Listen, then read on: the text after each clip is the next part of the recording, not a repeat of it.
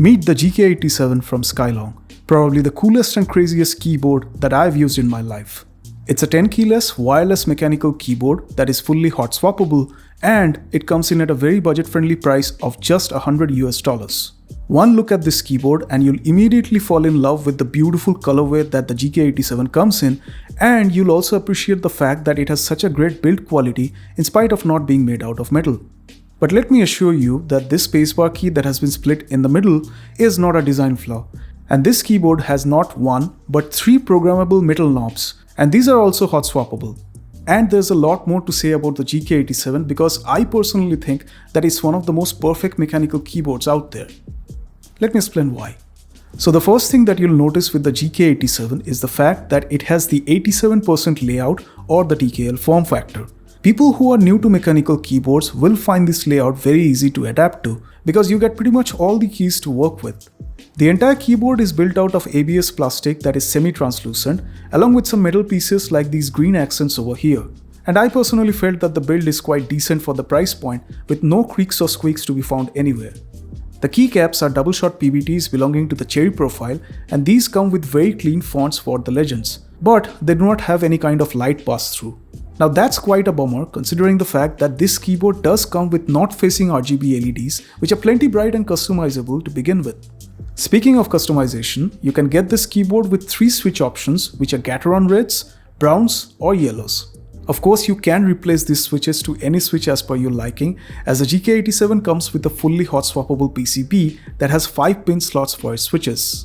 Now my unit came with Gateron browns that are pre-lubed from the factory, and so are the stabilizers. The GK87 comes with plate-mounted stabs, which are pretty much standard for all similarly priced keyboards, and these are also well tuned because I didn't find any such rattling noises while typing. And I have to say, it feels so good to type on the GK87. The default height and typing angle were pretty comfortable for me, but you do get adjustable standoffs should you need them. Now with that being said, I have to mention here that I personally didn't like the shape of this escape key. Maybe it has something to do with ergonomics, but definitely not my cup of tea.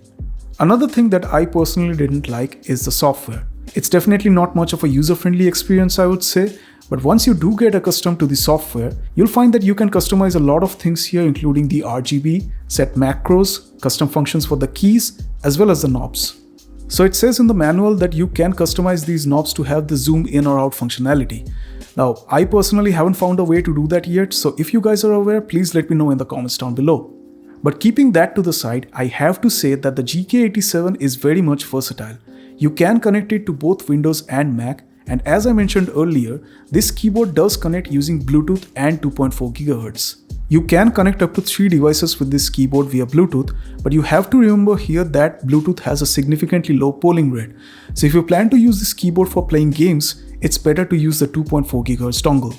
Alright, now before heading over to my favorite part, which is taking apart the keyboard and finding out what's inside, let's do a quick sound test of the GK87, shall we?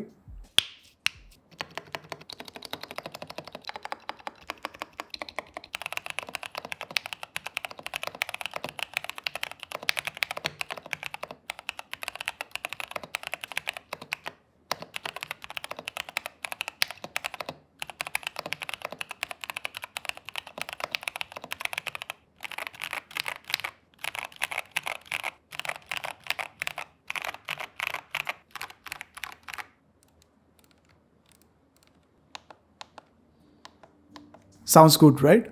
So let's find out why the GK87 sounds so good from the factory, and the only tool that you'll need to do this is this simple pry tool that comes inside the box. Because trust me, it's all you'll need to open up our bad boy. As the bottom case of the GK87 doesn't have any screws at all.